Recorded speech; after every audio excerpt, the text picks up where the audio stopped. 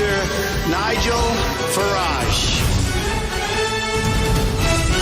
Thank you, Donald. Good evening, everybody, and a belated Happy New Year to you all. I've been away on a bit of a break, but I've come back because the phony war is over. There are 82 days to go until Brexit, until this great historic moment. At least, I hope there are just 82 days to go. But we were chucked straight back in to the debate this morning, and where better than LBC's Breakfast Show with Nick Ferrari, with an interview with Jacob Rees-Mogg. And here was Mr. Mogg, who, remember, is not just a Member of Parliament, but also leads the European Research Group with about 60 or 70 members.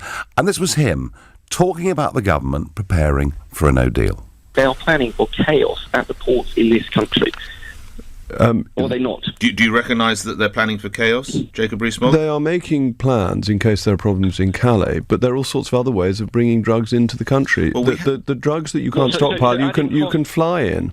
Right. Some drugs. So it's like a Berlin airlift, Mr. Rees-Mogg, I in think, reverse. No, I think talking in these exaggerated terms is hysterical. I'll bring you back in. Let's just hear from Mr. Rees-Mogg. Chris, hold one line. Let's come to Jacob Rees-Mogg. There are some drugs that you can bring in and you can stockpile for a long time. There are some drugs that have short lifespans. Temperature-controlled drugs. Temperature-controlled drugs. You just have to arrange the way in which they're brought in. But we are under control of how things come into this country. The only risk you're talking about is that if Calais gets blocked, then the Dover-Calais route gets blocked.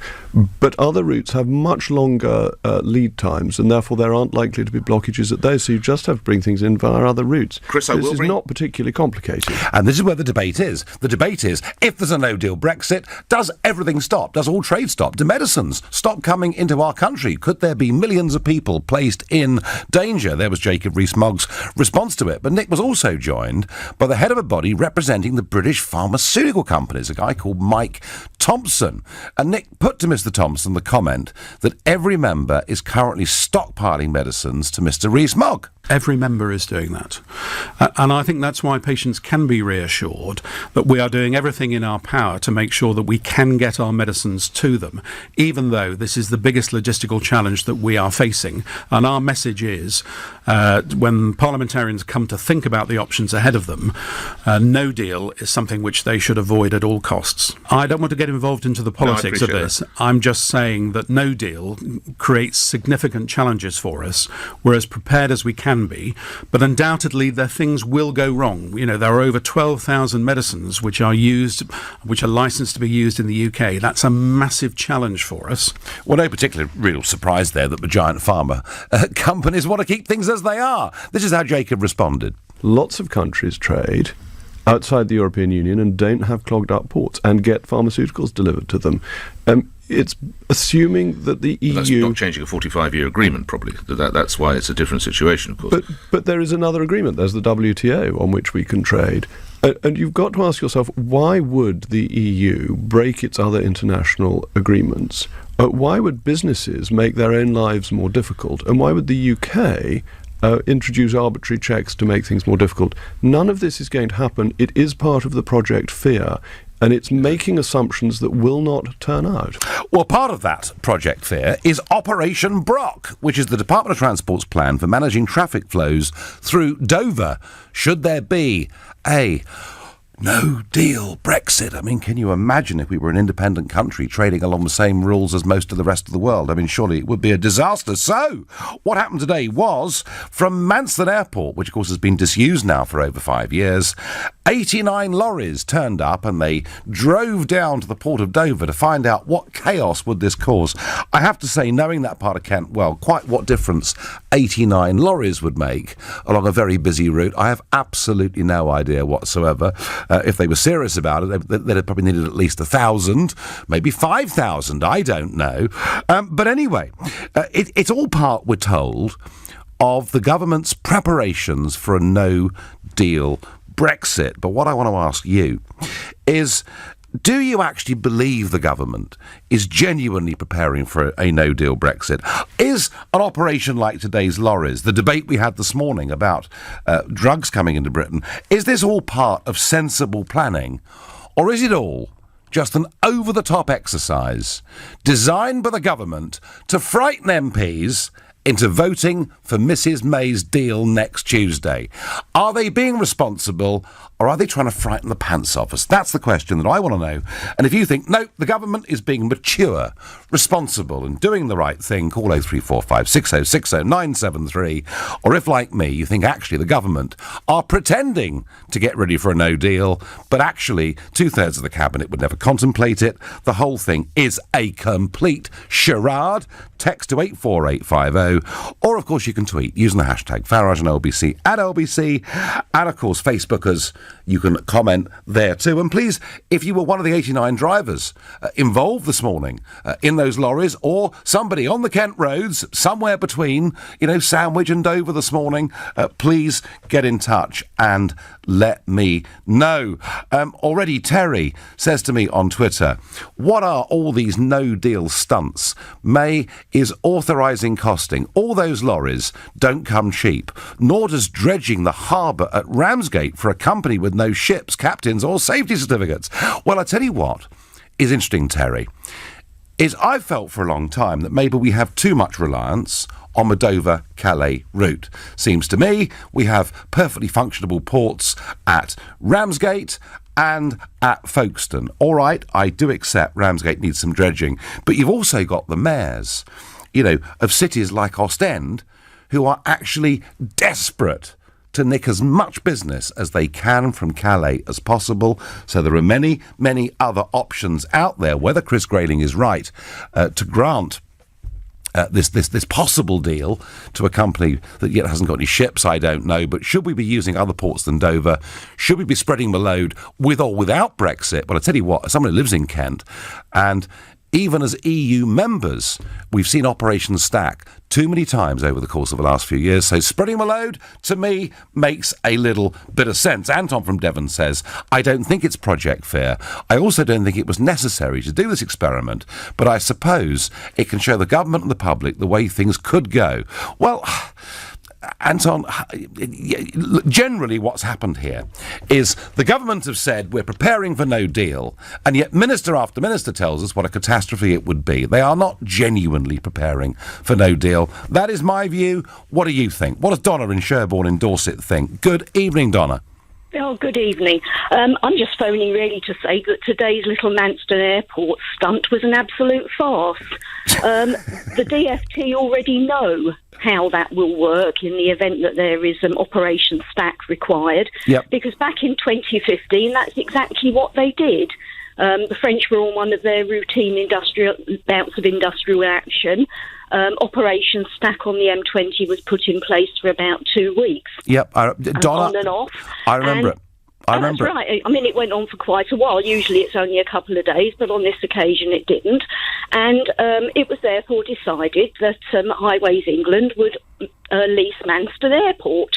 So they did. And for several weeks, I think it was about 600 HGVs were parked up there using the channel crossing when they could, on the first in, first out basis. Facilities were provided for them and it all worked wonderfully. So quite why they needed today's little stunt is beyond me. No, but Donna, I think you raise a very important point, that even as members of this wonderful, glorious European Union that so many of our MPs think we should stay part of, even as members of it, we get repeated problems, don't we? Well, absolutely. Operation Stack has been put into place over 200 times. I know. Since the mid-80s, it's quite a routine thing for Kent Police and the Highways Agency or Highways England to manage. They just leap into action. The Manston thing back in 2015 was new. But it was implemented, it was extremely successful, and that's why they're going to do it again. They don't need to test it. No. Donna, I take the point. I think you're right. Thank you. And Donna pointing out quite rightly that Operation Stack has been put into place time and time again. Why? Because we have a total over-reliance on the Dover-Calais route, and because the French fishermen, if they want to protest, or the French rail unions, if they're unhappy, can hold us to ransom. And that's as members of the European Union. What does Mike in Hemel Hempstead make of today's little stunt? Good evening, Nigel. Thanks for taking my call. Yes, as the lady said, we've had Operation Stack so many times. We've got pretty good at it. Yeah. I think this was more of an exercise to show the EU that we're serious about making preparations for a no-deal Brexit. Mm-hmm.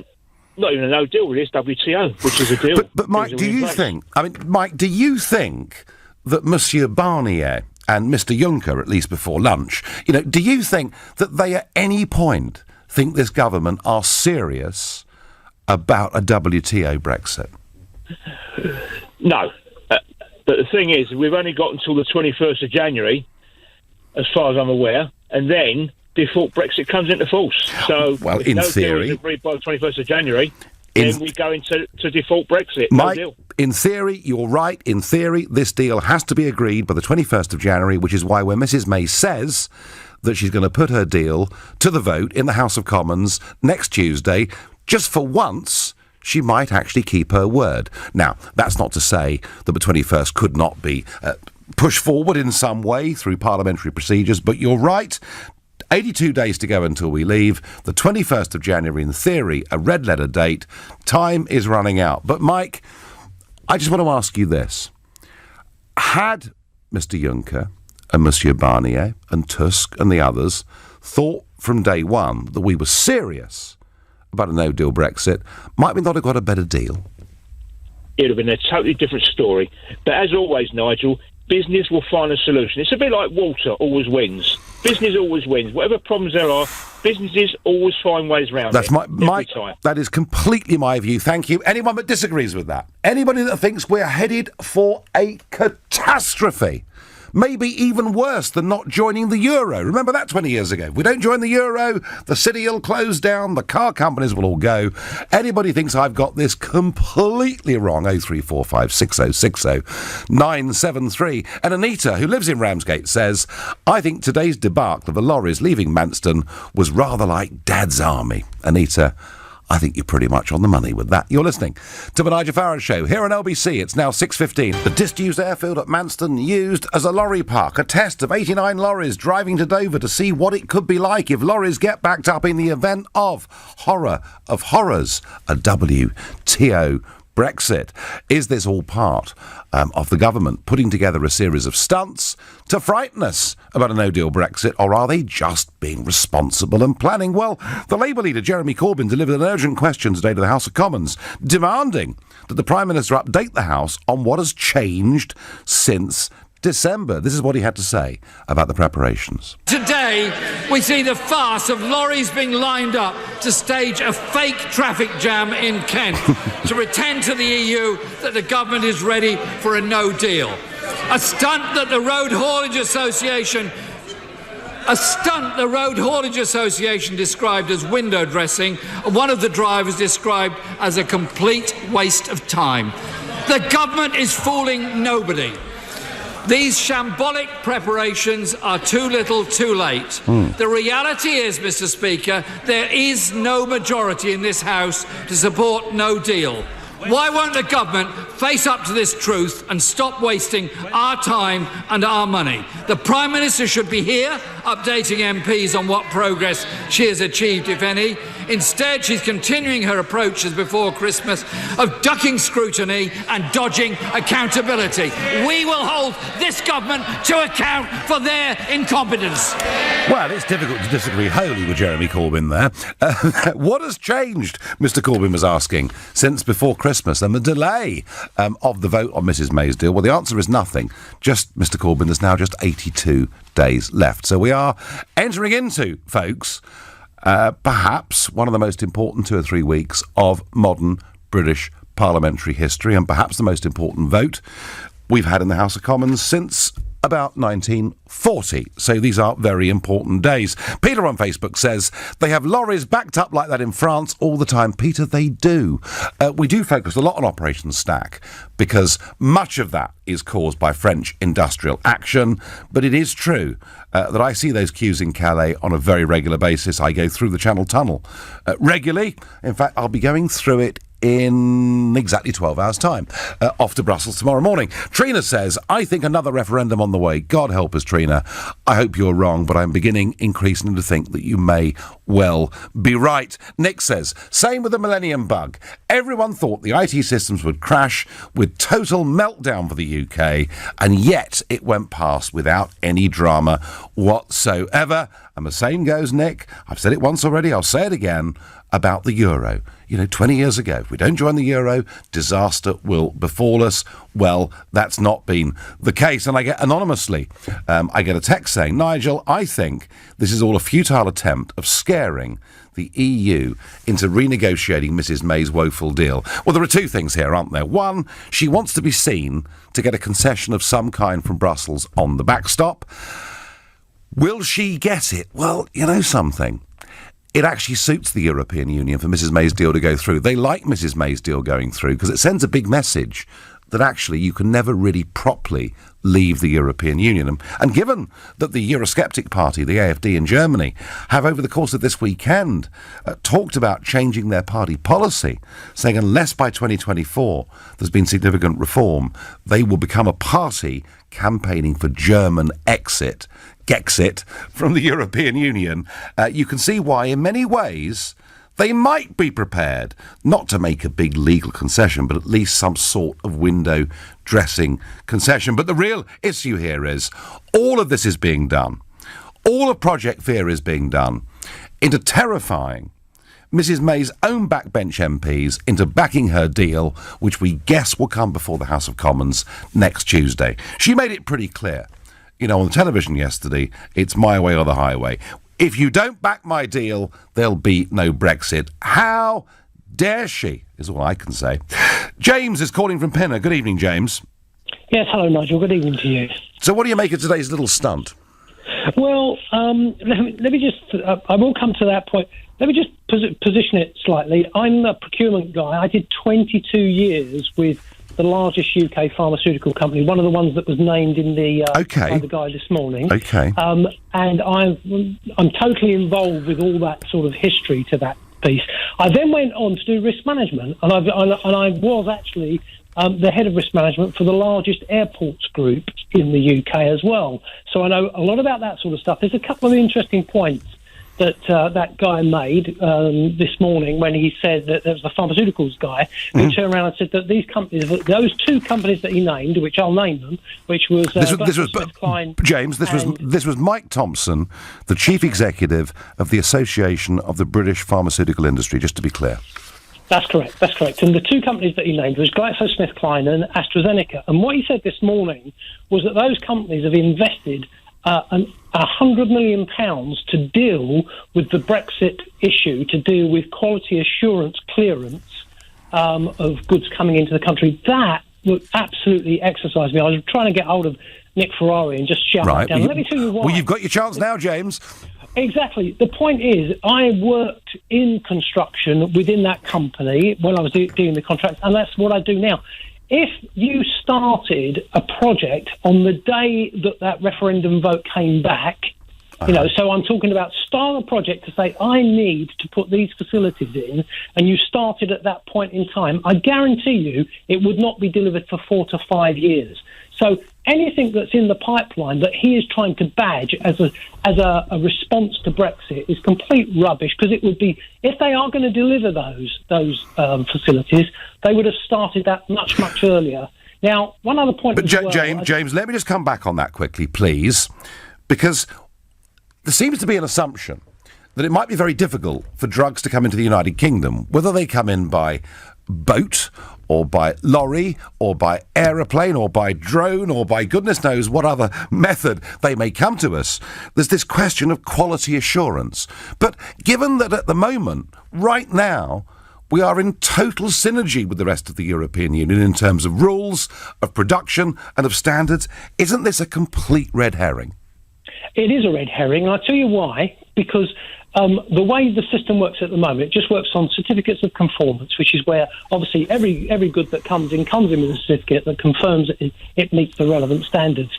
The issue they've got at the moment is that the EU are not prepared to accept UK certificates of conformance on drugs. That doesn't give us a problem per se, because all the time we're turning around and saying we will accept those certificates of conformance on imports.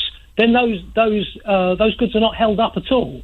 And it's just effectively going through the system. There'll be no difference. It's up to the Europeans to decide if they want to do that. But what people need to realise here is that we're talking about drug companies. You take, those two that I just mentioned. They work on a principle which is called think globally, act locally, which basically means they put local manufacturing into the markets and then they coordinate it globally. Now, what that means is that they can switch that manufacturing back to the UK as quickly as anything, because when they license a product, if they license it with the UK, or if they license it with the FDA for the US, they license the facility. So if you go to one of the Glaxo manufacturing plants, it's licensed to manufacture drugs for all different sorts of markets. They can switch that manufacturing into the UK in a couple of weeks. Well, isn't it worth mentioning, James, that just 2 miles away, perhaps 1.5 miles away from Manston, is, of course, the little town of Sandwich, where Pfizer had a massive... In fact, I think that's where... certain drugs that middle-aged men take. I think Viagra was actually pioneered there in many ways. Yes, it was. And of course, Pfizer now produces no pharmaceuticals at all in Sandwich, does it? No, it doesn't. If they wanted to, they could reopen. James, let me just... I mean, clearly, you were 22 years in the industry. I want to hear from you. Can I just ask you one question? Mm-hmm. We have heard... And I've sat in this studio with Lord Adonis and Alistair Campbell and many others, and we've been told that with a WTO Brexit, there is a great risk that people suffering with diabetes and many other conditions will not get the drugs they need. Can you assure them that is not the case? Absolutely, 100%. That is not the case. It won't be for anything to do with Brexit if there's any issue with drugs. There'll be, if there was an issue to do with some sort of product recall, which was to do with something, that's completely different. That happens occasionally in the pharmaceutical industry. It won't be anything to do with Brexit. It won't be anything to do with supply chain. These things, when Glaxo, they will air freight things and not think twice about it, because the actual premium, the value of the product itself is so high. To air freight something is just a marginal adjustment. Yeah, because they're making big bucks, James, on this stuff. James, great call, fascinating. Thank you very, very much indeed. And I'm told on Twitter the government achieved less today with their truck stunt than could have been achieved in a couple of hours with computer modelling. It was all for show and a charade. Well, so much of this Brexit debate since the 24th of June 2016 has been a charade. In particular, Theresa May's repeated assurances that we're leaving the single market and the customs union. You're listening to the Nigel Farage Show here on LBC. It's now 6:30. So in Manston, Kent, the disused runway that's there, Bomber Command Base during World War II and Fighter Command 2, was used for 89 lorries to run down to Dover as a dummy run to test what would it be like on Kent's roads if there is a no-deal Brexit. Why was it done? Was it a practical test? Was it just really part of a sort of useless stunt, all trying to tell us that a no-deal Brexit's a disaster? But, Kent, in so many ways for the last 2,000 years, has been in the front line of just about everything in this country, whether it's the Vikings, it's the Romans, it's the building of Martello Towers with the threat of Napoleon, it's the Dunkirk evacuation, whatever else it is, Kent is always involved. And as it has been over the course of the last couple of weeks, and since I've been away, we've seen quite a number of dinghies, ribs, coming across the channel with, and you can choose whichever words you wish. I would say illegal migrants, others would say asylum seekers, choose your words. But today, I understand that another empty boat was found on a beach in Dungeness. And I'm going to go to LBC reporter Talia French, who is down in Kent. Talia, what's the story today? Well, a group of 8 migrants who travelled across the channel in an inflatable dinghy have been found by officials now. A Coast Guard search was launched in Kent today when the empty boat was found on the beach at Dungeness. It was just after 8 this morning. The maritime operation was stood down once it was clear no one had been left stranded in the sea. Then some hours later, police and Border Force were seen 3.5 miles away in Lydd with some men. And these men had been offered foil blankets and police jackets to keep themselves warm.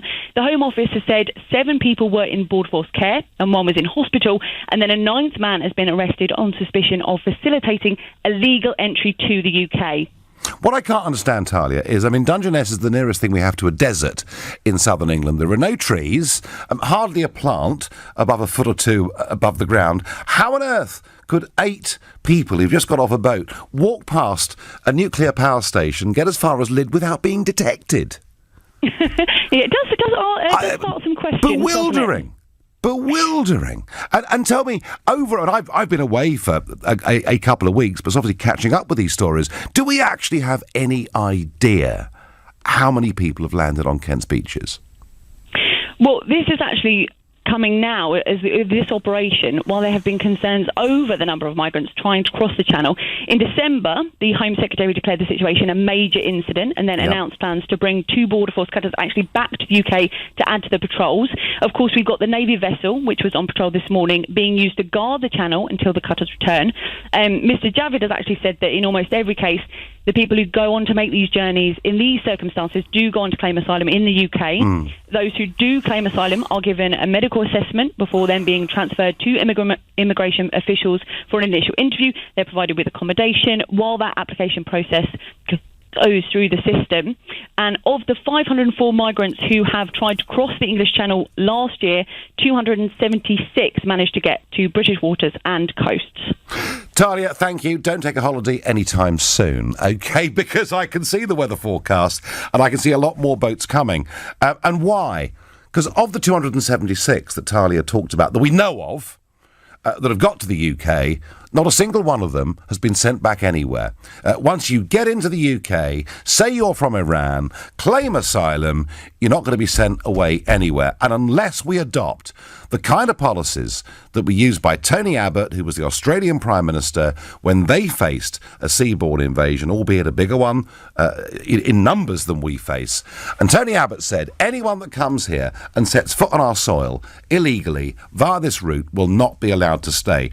And until Home Secretary Sajid Javid, you and the government are prepared to say that, then the numbers will continue to come, and I would guess they will probably escalate too. Interesting, isn't it, that Salvini, the Deputy Prime Minister in Italy, who's pretty much said the same thing Tony Abbott from Australia said, since he said that, do you realise the numbers landing in Italy last year reduced by 80%?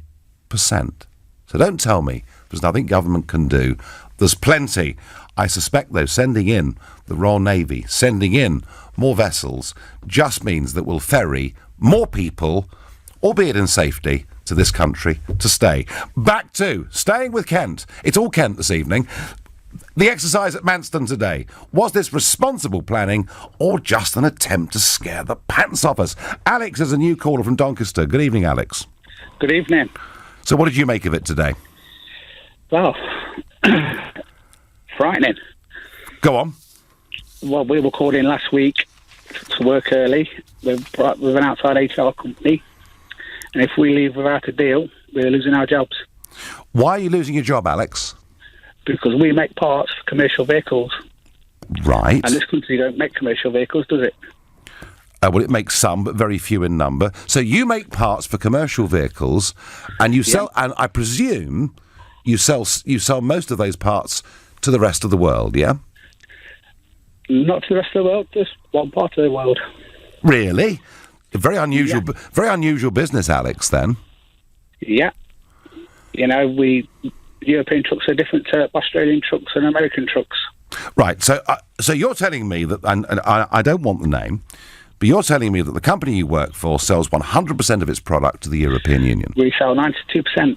Right, okay. So why will you not be selling your product there after you've left the European Union? Because 3 of our biggest clients have all said, operating on world trade terms, they will just keep the production. They produce in house. We just top up their supply, and they've said they'll keep the production in their line. Alex, if you're producing parts for commercial vehicles, what tariff would that attract? At the moment, from what I can gather, there's no tariff because it's free trade. I know, but given this catastrophic scenario, what tariff would those goods incur? I don't know. I don't follow politics. 2.5%, 3%. Alex, let me just say this to you, and I understand you're concerned about your job, and you're in one of those companies that's exporting to Europe, and I I genuinely understand that concern. But can I just say this to you? That the amount of tariff with a no-deal Brexit under WTO rules that those goods would incur would actually be less of a factor than the currency movement every single week between the euro and sterling. Right. So why is my company feel the need to bring an outside HR company in?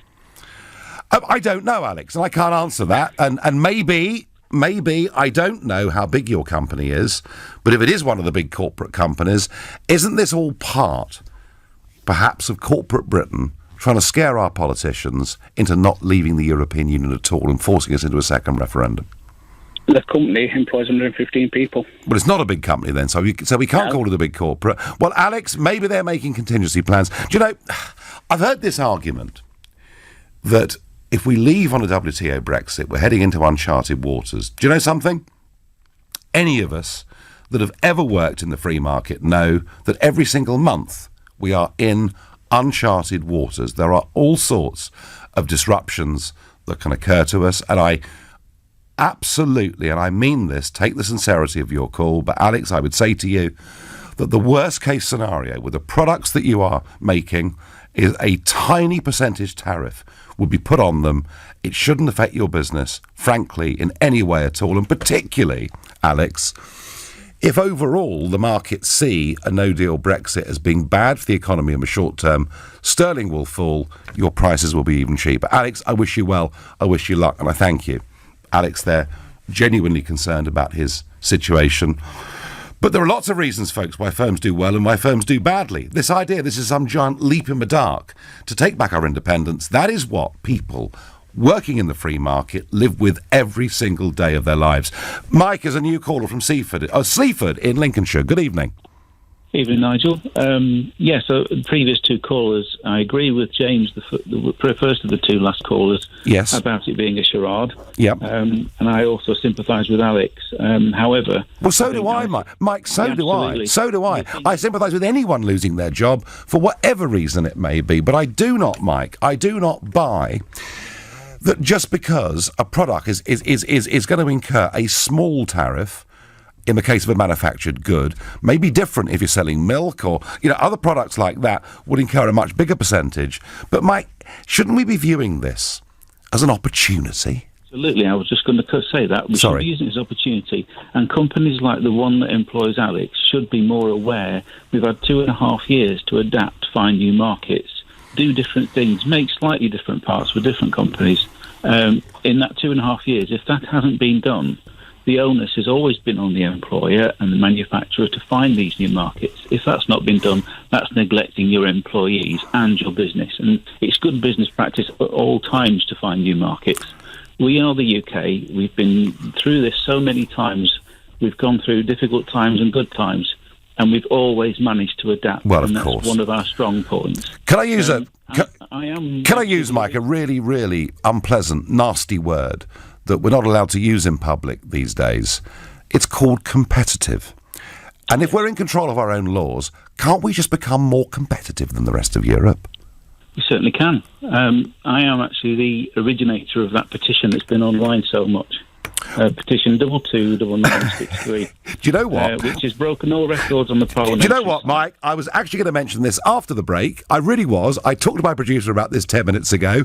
As you're there, folks, as we speak, there is a break from Brexit in the House of Commons. They are discussing future leaders' debates at general elections in this country. They're doing it because it's got over 100,000 signatures.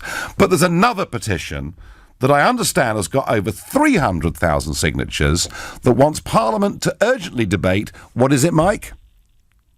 The actual leaving of the European Union with no deal.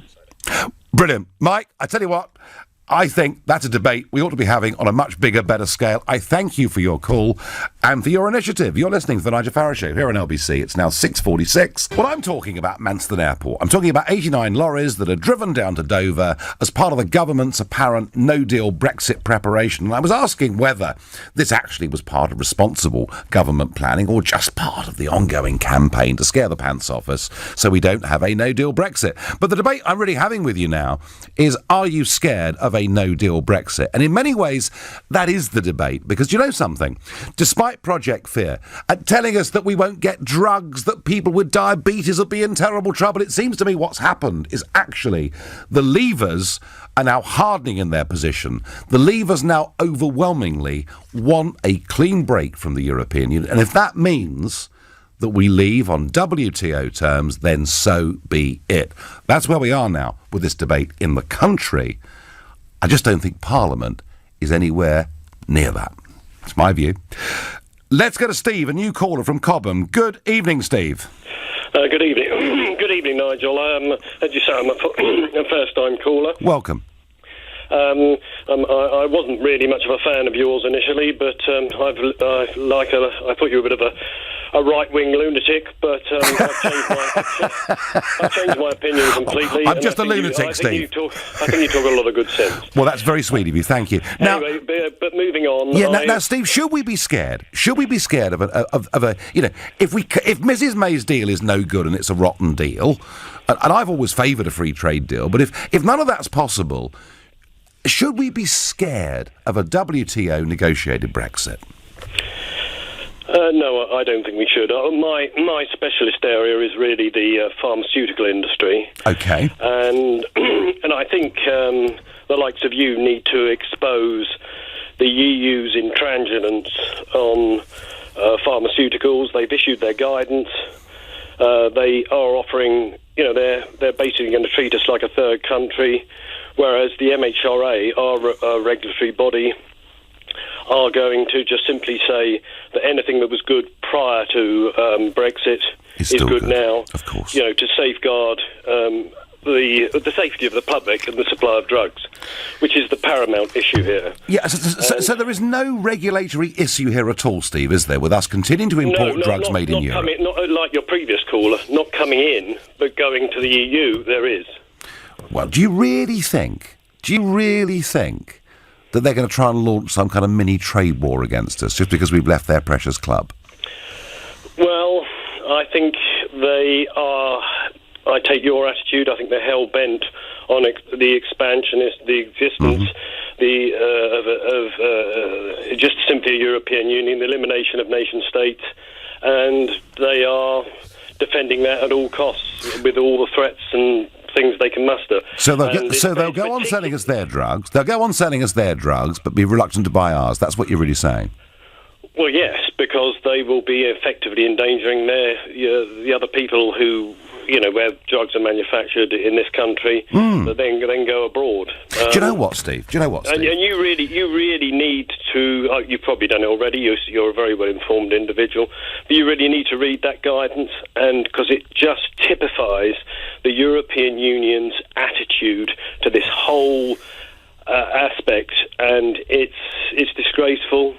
And they're an organisation that needs to be exposed. You've done your very best, but their whole attitude is, as I say, is exemplified over drugs. Do you know what, Steve? If they were in the European Union to make it difficult for drugs made in the UK, wanted by European consumers, to go into France and Germany and Italy, they actually, in the end, would be shooting themselves in the foot. That's my view. Steve, thank you very much for your call and indeed for your kind words. Sticking with Steve's, we're up to Stevenage in Hertfordshire. Good evening.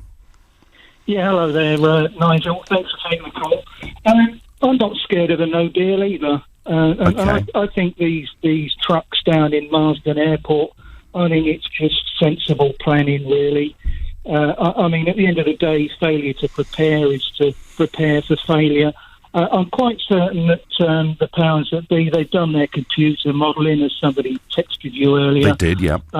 And really, this is just now the live experiment, just to see that the modelling is working. I mean, we're all armchair generals, really, as far as the logistics involved is concerned. None of us really know what's going on between the ears of Grayling and his cohort. What is anything going on between the ears of Grayling? Now, this is another debate we could spend hours on, Steve. Yeah, Steve, do you feel that actually the government are being responsible about this?